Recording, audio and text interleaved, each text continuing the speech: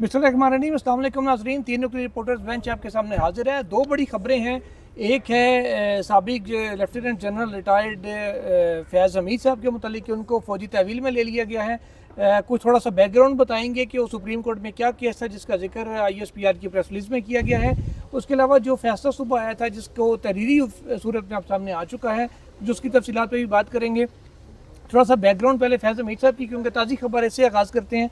ISPR के मुताबिक उन पे टॉप सिटी का केस था, वो इस्टेब्लिश हुआ। टहरियान के मामू भी मुझे मिले यार। अच्छा, चलिए टहरियान के मामू पे भी बात कर लेंगे। सारी तीसरी स्टोरी नाज़रीन ऐड हो गई है। तो फैज़ हमीद साहब के ऊपर जो टॉप सिटी का एक इल्ज़ाम लगा है, उसमें जिस पे ISPR के मुताबिक इंक्वायरी की गई और बाकायदा इन कोर्ट ऑफ इंक्वायरी मुकर्रर हुई। वो क्या इल्ज़ामात थे? कंवर मोइज़ नाज़रीन आपको याद होगा जो टॉप सिटी के मालिक हैं, उनकी जानिब से ये दरख्वास्त सुप्रीम कोर्ट में दी गई थी कि जनरल फैज़ हमीद ने बतौर ISI के अफसर के तौर पे उन्होंने ISI के एहलकारों और पंजाब रेंजर्स के ज़रिए छापा मरवाया टॉप सिटी पे, और उनको और उनके अहल खाना को हिरासत भी किया गया, हिरासत में भी रखा गया, उन पर मुकदमात भी दर्ज करवाए गए। और यहाँ तक कहा गया कि जो टॉप सिटी है आपकी कंपनी है डाइकॉन के नाम से, गालिबन सोना भी चोरी किया, किस तरह की हाँ, रॉब्ड दिस प्रॉपर्टी का भी इल्ज़ाम सुप्रीम कोर्ट ने जो लिखा है अपने ऑर्डर में 8 नवंबर का हुक्मनामा है नाज़रीन। और उसमें फिर ये भी कहा गया, साहब एक इल्ज़ाम ये भी था कि फैज़ हमीद ने अपने नामज़द अफराद के नाम पे कारोबार पूरा टॉप सिटी ट्रांसफ़र करने के लिए भी उन पर दबाव डाला, लेकिन ऐसा अमली तौर पर मुमकिन हो नहीं सका। वो दबाव उन्होंने कबूल नहीं किया, क्योंकि होता तो अभी टॉप सिटी उनके पास ना होती। अच्छा, ये नाज़रीन एक वक्फा ले रहे हैं, ट्रक आ रहा है, ज़रा ये गुजर जाए,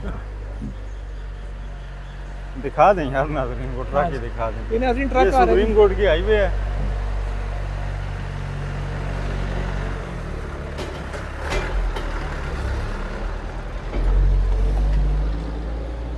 आज जल्दी आगे आ जो रहा है साहब। अच्छा, एडिट नहीं होगा, कंटिन्यू है ये वो लाइटिंग के लिए उस तरफ लेके जा रहे हैं ना सारी बक्से चीजें। आगे नवाज शरीफ साहब नैब कोर्ट में मेरे साथ बैठे थे, वाजिद ज़िया आए और उनके साथ एविडेंस की काफी थी। इस तरह बक्से तो नवाज शरीफ साहब कहते हैं आगे नहीं बक्से। राजा बाजार से वो ये कह हाँ, राजा बाजार ट्रंक। अच्छा, तो वो नाजरीन एक इल्ज़ाम ये भी था कि उन पे किया गया। Additional attorney general Aamir Rahman उस दिन मौजूद थे अदालत में, उनकी जानिब से फिर ये कहा गया, अदालत को बताया गया कि जी इनके पास कई फॉर्म्स मौजूद हैं, डैमेजेस का केस फाइल कर सकते हैं, सिविल सूट जो होता है हत्या इज़्ज़त का। इसके अलावा वज़ारत दिफा को भी दरख्वास्त दे सकते हैं। वज़ारत दिफा को दरख्वास्त आई तो संजीदगी से जायज़ा लेंगे। आगे कोर्ट ने ऑर्डर क्या किया वो सुहेल रशीद साहब से उसकी डिटेल लेते हैं। सुहेल साहब, अदालत ने क्या कहा था एडिशनल अटॉर्नी जनरल की यकीन दहानी पर? देखिए, अदालत ने एक तो ये कहा था कि इल्ज़ामात संजीदा हैं और इनको नज़रअंदाज नहीं किया जा सकता, लेकिन ये अदालत 184(3) में ये मामला नहीं देख सकती जो फैज़ हमीद से मुतालिक है। तो दरख्वास्त गुजार को ये शक है कि चूँकि वो इन्फ्लुएंशियल ऑफिसर रह चुके हैं, तो उनके खिलाफ अगर दरख्वास्त मुतलका फोरम पर भी दी, यानी आर्मी क्वार्टर्स को, तो वहाँ भी शायद टेकअप ना हो। तो इस पर एडिशनल अटॉर्नी जनरल ने और हुकूमत की जानिब से यकीन दहानी कराई गई थी कि अगर वहाँ पे दरख्वास्त आएगी तो उसको संजीदगी से लिया जाएगा और उसको जो है बाकायदा देखा जाएगा कि उसमें कितनी जेन्युइननेस है, कितनी नहीं। और उसके बाद हमने देखा कि अप्रैल में इसी साल ये मामला जो है ना, वो एक प्रेस रिलीज आई थी कि उन शिकायत पर हमने एक इंक्वायरी शुरू कर दी है। उसके बाद अब जुलाई में आके ये मामला पूरा खुल गया है। आज तो हाईवे पे खड़े हो गए हैं यार हम।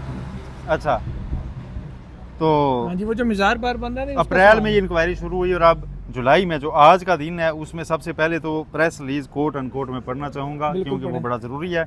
ISPR की ये प्रेस रिलीज है जिसमें कहा गया कि सुप्रीम कोर्ट ऑफ पाकिस्तान के अहकामात की तामील करते हुए एक तफसीली कोर्ट ऑफ इंक्वायरी पाक फौज ने लेफ्टिनेंट जनरल फैज़ हमीद रिटायर्ड के खिलाफ किए गए टॉप सिटी केस में शिकायत की दुरुस्तगी का पता लगाने के लिए की थी। नतीजतन पाकिस्तान आर्मी एक्ट की दफात के तहत लेफ्टिनेंट जनरल फैज़ हमीद रिटायर्ड के खिलाफ मुनासिब तादीबी कार्रवाई शुरू कर दी गई है। इसके अलावा ये अहम है, टॉप सिटी तक बात नहीं है, टॉप सिटी उनकी असल चीज सर्विस के दौरान है। इसके अलावा रिटायरमेंट के बाद पाकिस्तान आर्मी एक्ट के खिलाफ वर्जी के मुतअद्दिद वाक़यात भी सामने आए हैं पोस्ट फैज़ हमीद से मुतालिक। रिटायरमेंट के बाद भी चूंकि वो पाबंद होते हैं एक डिसिप्लिन के, सामने आए हैं मुतअद्दिद वाक़यात। फील्ड जनरल कोर्ट मार्शल का अमल शुरू कर दिया गया है और लेफ्टिनेंट जनरल फैज़ हमीद रिटायर्ड को फौजी तहवील में ले लिया गया है। ये आज की प्रेस रिलीज है। एक थोड़ा सा मैं ऐड कर दूं इसमें एक मामले में कि ये पहला कोर्ट मार्शल नहीं होगा। अगर कोई इस तरह का हुआ सीन तो ये पहला नहीं है। इससे पहले लेफ्टिनेंट जनरल असद दुरानी जो ISI के वो डायरेक्टर भी रहे, DGI भी रहे, उनके खिलाफ 1990 में वो जो IGI बनाई गई थी उस पर उनके खिलाफ कोर्ट मार्शल हुआ था उस वक्त, ये पहला नहीं है। अच्छा राय कोर्ट साहब, मार्शल तो चलते रहते हैं आर्मी में ना, वो तो हम कह रूटीन रहे का हैं कि- प्रोसीजर है डिसिप्लिनरी। राय साहब, आप इस प्रेसिडेंट को कैसे देखते हैं, क्योंकि ये एक मिसाल कायम हो रही है। पहले इससे आइन तोड़ने पे परवेज़ मुशर्रफ को फांसी की सज़ा दी गई, अब बंदरामद नहीं हो सका, ये एक अलग बात है। वो पाकिस्तान आ नहीं सके, और एक सजा याफ्ता शख्स को जब पाकिस्तान लाया गया तो फौजी एजाज़ के साथ सुपुर्द खाक किया गया उन्हें। ये एक मामला था जिसमें लोग सवाल उठाते हैं। अब राय साहब, सवाल आपसे ये है, इस प्रेसिडेंट को कैसे देखते हैं कि एक शख्स ने दौरान सर्विस उसके खिलाफ कोई कंप्लेंट आई, एक प्राइवेट बंदा ने कंप्लेन की, और आर्मी के एहतसाब का अमल ये है कि उन्होंने उसको कंप्लेन को इंटरटेन किया और इंटरटेन करके अपने सबका अफसर के खिलाफ कार्रवाई भी की। नॉर्मली क्या आ जाता है, मजा दिया भैना ने, जज के खिलाफ कार्रवाई नहीं करता, पुलिस के खिलाफ नहीं करती, फौज के खिलाफ नहीं करती। तो ये जो एक प्रेसिडेंट सामने आया है अब रिटायरमेंट के बाद कार्रवाई का, इसको कैसे देख रहे हैं, इससे इदारा कितना मजबूत होता है? जुल्करनैन साहब, देखिए जब ये खबर आई तो मैं उस वक्त दोस्तों के साथ बैठा हुआ था, तो मैं ये कह रहा था कि यार कुछ अगर ये अमल उन्होंने शुरू किया है तो इसको मंतकी अंजाम तक पहुंचना चाहिए। उसकी वजह यह है कि मुस्तकबिल में अगर ये दरवाज़ा आज खुला तो मुस्तकबिल में किसी को ज़रूरत नहीं होगी कि वो इस तरह के कुछ, जिस तरह जो इल्ज़ामात थे जनरल फैज़ हमीद पर, कि वो इस तरह के वो काम करे, इस तरह का कंडक्ट वो उठाए। लेकिन मैं समझता हूँ कि इससे बढ़कर भी अदारे को जो इंस्टीट्यूट है उसको आगे जाना चाहिए, और जनरल बाजवा के हवाले से भी बहुत सारे उन पर भी इल्ज़ामात हैं।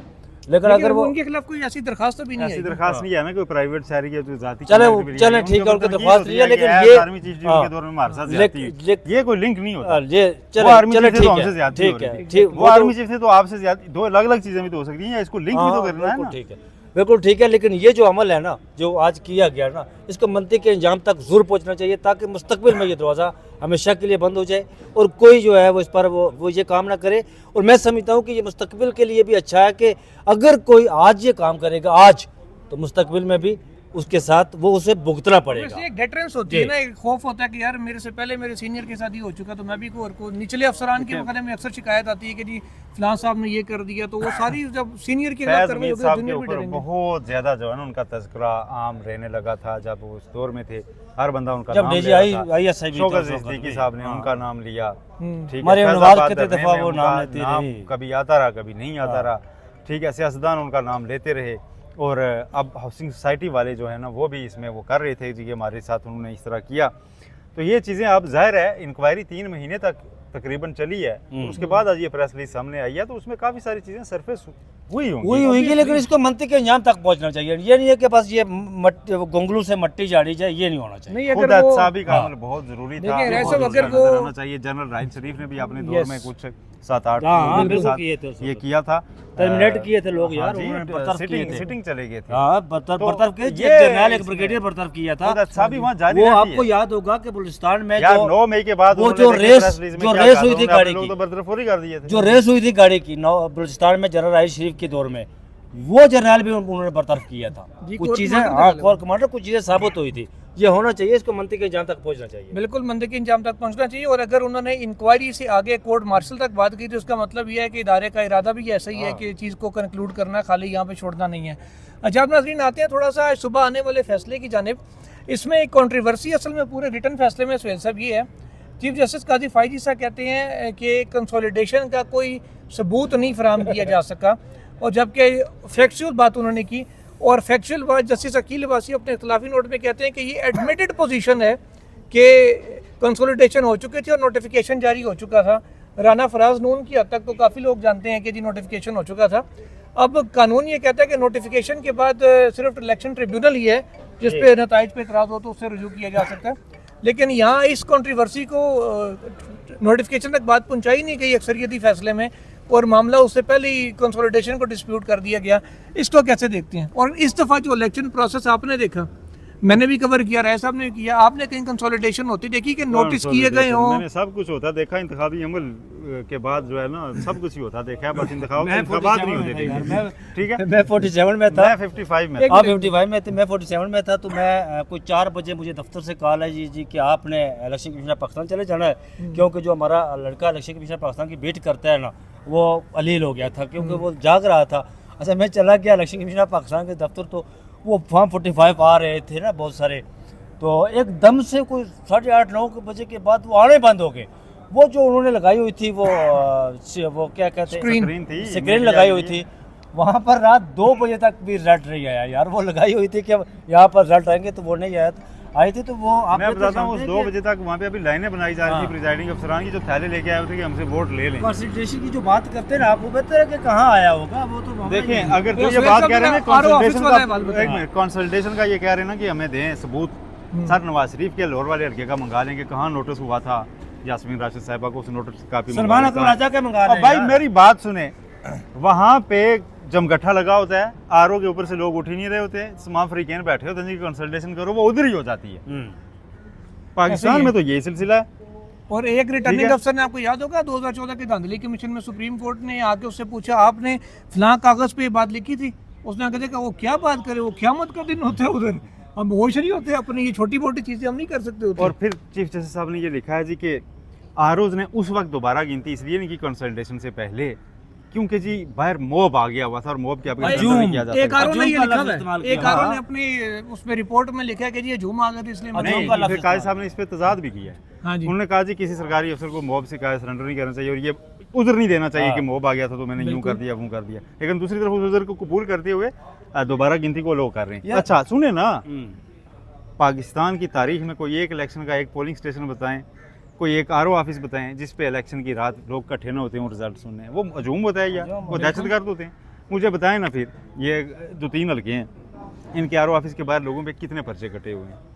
ये कितनी मैं आपको गिरफ्तारी बताता हूँ, हुई? मैं आपको बताता हूँ जी, ये पिंडी अगर उन्होंने चढ़ाई की थी, जो पिंडी मैंने उस दिन हर पोलिंग स्टेशन के बाद वो लोग खड़े होते पिंडी हैं। इलेक्शन के दूसरे या तीसरे दिन मैंने पिंडी जो इनका मर्कजी डिस्ट्रिक्ट का ऑफिस था, ये जो RO ऑफिस था, आपकी DPS। DPS, वो वहाँ में गया तो वो बिल्कुल बड़े बड़े वो स्लेब सीमेंट के ब्लॉक लगा के उन्होंने रोड बंद की हुई है। तो मैंने कहा कि यार ये क्या मामला है, तो वो पुलिस वाला मुझे पहचान गया, मुझे कहने लगा जी कि मैंने कहा यार मैं आज आगे जाना चाहता हूँ, मैं को वीडियो बनाना चाहता हूँ। उसने कहा कि आप आगे जाएँ जी, उसने मुझे कहा कि जाए, आप इजाज़त दे दी, तो ये वापस आकर हमें भी बताएं कि यहाँ क्या हो रहा है। तो वो तो नंगी धांधली थी यार। और फिर कमिश्नर पिंडी का जो प्रेस कॉन्फ्रेंस थी वो देखिए ना, अब उसकी तहकीकात कौन करेगा मुझे ये बताएं। चीफ जस्टिस काजी फाइज साहब तो ये कह रहे हैं, लेकिन उसकी तहकीकात कौन करेगा? और आज हाँ सुहेल साहब, इस फैक्चुअल डिस्प्यूट को कैसे देख रहे हैं कि Factual dispute को इसी सुप्रीम पे कोर्ट मैं डालने जब का आपसे भी जवाब लूंगा। फैक्चुअल डिस्प्यूट है कि जी एक जज नोट में ये कह रहा है कि कंसोलिडेशन हो चुकी थी, एक कह रहा है जी कि सबूत ही कोई नहीं है कंसोलिडेशन का। अगर ये कंट्रोवर्सी थी ना तो उसको सुप्रीम कोर्ट ने नहीं तय करना था, ये ट्रिब्यूनल उसने ने देखना है, करना था। ट्रिब्यूनल ने, और आज भी ट्रिब्यूनल नहीं तय करना है। तो आप Yes. जब ऊपर से कह रहे हैं जी कि सबूत नहीं है, यार कैसे सबूत नहीं है? ना करें ना, मतलब वैसे- कितने केस खराब करेंगे आप? मैं सबसे इंटरेस्टिंग सवाल यार, आपसे मैं- सुना हाँ। सबसे बड़े मजे का सवाल आपसे। अकील बासी साहब ने अपने इख्तलाफी नोट में ये लिखा है कि हाई कोर्ट ने तो मुकदमे के मेरिट्स को टच ही नहीं किया था, और जब मेरिट्स को टच नहीं किया था मेन केस में, तो उसके बाद सुप्रीम कोर्ट ऑफ पाकिस्तान भी मेरिट के ऊपर कंट्रोवर्सी पे फैसला नहीं दे सकती थी। हाई कोर्ट ने सिर्फ इलेक्शन कमीशन के इख्तियार की बात की थी। तो वो जो लोग कह रहे थे कि जी अपील से बढ़ के मखसूस सीटों के केस में रिलीफ दे दिया गया, यहाँ भी तो अपील से बढ़ के फैक्चुअल चीज़ों को डिसाइड कर दिया गया जो नहीं थे मैं उसमें। बार दोस्तों से कह रहा था कि यार खुदा के लिए मैं हुकूमत पाकिस्तान से दस्त बदस्त उनसे इल्तमास करता हूँ। 10 बस्ता नहीं 10 बस्ता। हाँ, दस्त बस्ता 10 बस्ता तो लड़ाई होती हाँ, है। 10 बस्ता मैं उनसे इल्तमास करता हूँ कि काजी साहब को दे दें यार, ये आइन की जो है ना वो उसको रीराइट किया जा रहा है, वो नई चीज़ें लाई जा रही हैं, आइन का हुलिया बिगाड़ा जा रहा है, तो दे दे यार, उन्हें मुद्दत मुलाजमत चाहिए तो ठीक है कर दे, अमेंडमेंट ला वो तो के कहते दे हैं दें मुझे यार। नहीं चाहिए। वो कह रहे हैं अच्छा ये तो हो गया, लेकिन आज मुझे टेरियान के मामू मिल गए यार। हाँ वो जरा बताएं। अच्छा मैं जुल्करनैन साहब, आपने ये केस हाई कोर्ट में कवर किया हुआ है कि नहीं किया हुआ है? नहीं मैंने नहीं किया, शायद कोई 1-2 समातों पर गए हुए ये वैसे ही गया हुआ था, लेकिन प्रॉपर कवरेज मैंने ये जब केस कवर किया, बैरिस्टर हसनैन साहब इसके सबसे पहले वकील थे, तो हमने पहले दिन ये पूछा जी कि ये मजद शहरी जो है साजिद साहब ये कौन है? उन्होंने हमें बताया जी कि ये इनका तल्लुक आपकी बरादरी से है। अच्छा, मैंने कहा यार वो किस साफ़ी हैं, अगर जर्नलिस्ट है तो किस चैनल से काम करते हैं, वो किसके अदारे के साथ है, किस इंस्टीट्यूशन के साथ है वो काम करते हैं। उन्होंने कहा नहीं जी मैं बाद में बताऊंगा, लेकिन ये आपकी बरादरी से है। मैंने कहा ठीक है। अच्छा, फिर जब उसके बाद उनके वकील तब्दील हुए तो वकील उनके सलमान असलम भट्ट साहब, सलमान असलम भट्ट तो साबिक अटॉर्नी जनरल है। वही वो वकील थे ना इनके। अच्छा, उसके बाद वो वकील आए। उस वक्त रिपोर्ट हुई ये बात कि 5 करोड़ रुपया उन्हें फीस दी गई। अच्छा, जब 5 करोड़ रुपया फीस दी गई ये बात रिपोर्ट हुई तो ये पेश हुए जब उस वक्त अदालत के सामने, तो यार मेरा इश्तियाक बढ़ा कि मैं इस मुअज़्ज़ज़ शहरी को देखूं कि ये जो इतना महंगा वकील करता है ये आखिर है कौन। मैं जुल्करनैन साहब दिन की रोशनी में भी लालटेन जलाकर और बड़े हैवी जो वाट के बल्ब होते हैं ना समझे, वो जलाकर तलाश करता, लेकिन ये कहीं नहीं मुझे मिले। उसके बाद ये आखिर में हामिद शाह साहब इनके वकील बने। ठीक है। वो भी करोड़ों रुपए की फीस, आपको पता है वो फीस लेते हैं। वो तो 10-15 लाख रुपए तो 20 लाख रुपए तो नॉर्मल फीस है हामिद शाह। तो ये हुआ कि आज मैं जब अच्छा, आज उन्होंने मौक़िफ़ क्या दिया आपको? अच्छा मैं वही बताता हूँ। मैं आज जब फैसला आया तो मैं बाहर आया, मैंने कहा कि मैं जाता हूँ चाय पीने के लिए। तो मैं मतीउल्लाह जान साहब और मेरे साथ मेरे इदारे का एक और लड़का था। तो मैं जाकर जब बैठा तो अपने आदिल सरफराज भी था। तो ये हुआ कि मैं जाके बैठा तो मुझे उन्होंने कहा जी कि अस्सलाम वालेकुम। मैंने कहा जी वालेकुम सलाम। उन्होंने कहा जी कि मेरा नाम साजिद है। मैंने कहा जी कौन से साजिद साहब है आप, मैं तो आपको जानता नहीं। उन्होंने कहा जी मैं साजिद। मैंने कहा जी समझ गया मैं, आप साजिद कौन है जनाब। मैंने कहा जी मैं तो आपको ढूंढ रहा था जनाब इस तरह करके। तो उन्होंने कहा जी कि मैं, अच्छा फिर मैंने उनसे अच्छा, वो पूछा। आपसे ही मिलने आए थे या किसी नहीं, काम से आए किसी हुए और बैरिस्टर स्नैट साहब के साथ आए हुए थे जो उनके ड्राइवर है ना यार, बैरिस्टर स्नैट साहब के ड्राइवर है। थे? Okay okay okay. तो यहाँ पर उनके हाथ में एक कागज़ था, कागज़ का टुकड़ा। मैंने कहा ये सर आपके हाथ में कागज़ का टुकड़ा क्या है? उन्होंने कहा कि ये देख रहे यार मुझे नहीं पता कि मैंने कहा सर आप कितनी पढ़े हुए, आपने तो दरख्वास्त दायर की थी, रिट पटिशन दायर की थी आपने। उन्होंने कहा जी कि मैं 5वीं पढ़े हैं, 5वीं नहीं की था। उस लैंग्वेज में वो साउथ पंजाब के रहने वाले हैं, सराइकी में वो बात कर रहे थे। उन्होंने कहा कि मैं तो केस के बारे से उन्होंने क्या बताया? मैं यही बता रहा हूँ ना। उन्होंने कहा, मैंने कहा सर वो तो बात दुरुस्त है, लेकिन जो आपने साइन किए थे, सिग्नेचर किए थे, तो वो क्या, वो कौन था उसका? उन्होंने कहा जी मेरे बॉस थे। मैंने कहा जी बॉस ने वो पटिशन तैयार की? तो उन्होंने कहा जी बॉस ने पटिशन। मैं क्या वो बताया कि वो खातून, मैं खातून नहीं, कि वो जो केस आपने दायर किया था जिसके खिलाफ, इमरान खान के खिलाफ, वो लड़की थी लड़का वो? अच्छा, उसने कहा कि वो तो नाम है मुझे नहीं आता, क्या नाम है? दरियान का नाम उन्हें नहीं आता जी। वो कहते हैं कि यार मेरे छोटे छोटे 2 बाल है, मैं उन्होंने थे रोज़ी कमा रहे हैं। तो मैंने कहा जी वो ठीक है, आप 2 बाल की रोज़ी तो कमा रहे हैं, लेकिन ये सारा उन्होंने कहा मैं नहीं जानता जी कि वो खातून लड़की थी या लड़का था। मुझे कहा गया कि यहाँ पर आप साइन करें, मैंने साइन किए। तो उसके बाद जो है वो चल सो चल। मैंने कहा आपको कब पता चला कि आप जो है वो इसके पटिशनर बन गए? उन्होंने कहा यार जिस वक्त ये बात फैली तो मुअज़्ज़ज़ शहरी का लफ्ज़ आया और साजिद का नाम आया, तो मुझे पता चला कि यार मुझसे ये काम हो गया। मैंने कहा जी कि इसकी फीसेस जो करोड़ों रुपए फीस, उन्होंने कहा जी तो वो बॉस जाने तो वो जाने, मुझे क्या पता जी। मैंने कहा जी कि आप कितने पढ़े हुए हैं? उन्होंने कहा जी कि मैं 4वीं 5वीं फेल हूँ, इस तो ज़्यादा नहीं पढ़ सके। मैंने कहा ठीक है। उन्होंने ये भी कहा जी, अच्छा वो कह रहा था कि यार, मैंने कहा फ़ोटो बनाया आपका? उन्होंने कहा जी बना ले फ़ोटो। मैंने फ़ोटो बनाया। तो मैंने कहा जी कि जो है वो अब क्या? उन्होंने कहा क्या करना है साईं, मुझे तो पता ही नहीं था, ये सारा मामला हो गया। इमरान खान भी उस इलाके से तल्लक, वो सराइकी में जितने मैं रहता है उससे मेरे इलाके से तल्लक रहता है। तो मैंने कहा वो तो बात ठीक है आपकी जो हो गई है, लेकिन ये सवाल यहाँ उठता है जुल्करनैन साहब ये कि वो 420 की उसके साथ किसने किया? नहीं, तो ये उन्होंने बताया कि सुप्रीम कोर्ट में भी अपील उन्होंने नहीं की हुई? नहीं, उन्होंने, मैंने पूछा उनसे तो उन्होंने कहा कि सुप्रीम कोर्ट में, मुझे कहा गया सुप्रीम कोर्ट चले अपील करते हैं। तो फिर मैं आया, अपील दायर की हुई थी, की हुई है ना सुप्रीम कोर्ट में। तो हम आए उस वक्त, यहाँ पर भी मुझे सिग्नेचर किए। तो मैंने कहा ठीक है जनाब, लेकिन ये है कि आज वो बंदा मुझे मिला, उसने ये पूरी अपनी अपनी कहानी सुनाई। आपकी ये एक क्यूरोसिटी तो खत्म हुई कि वो बंदा कौन था, आज आपको बंदा मिल गया। चलो ये भी शिनाख्त होगी कि वो कौन था, आपकी तसल्ली हो गई। अब अपील लगेगी सुप्रीम मैं नाम नहीं लूँगा, यहाँ पर भी उसने मुझे बताया कि मैं फलां जगह रहता हूँ, और साउथ पंजाब में भी उसने अपना इलाका बताया कि वो बिल्कुल पर्सनल लेवल वो हाँ जाहिर है वो डिटेल शेयर करने का फ़ायदा नहीं है। वो चलें, आपकी क्यूरोसिटी भी सॉल्व हो गई। और नून लीग को 3 कौमी असम्बली की, 1 सूबाई असम्बली की सीट भी मिल गई। हाँ जी, उधर फैज़ हमीद साहब गिरफ्तार भी हो गए। तो हमारा विलॉग भी मुकम्मल हो गया। सुहेल साहब नमाज के लिए जा चुके हैं। अल्लाह हाफिज़।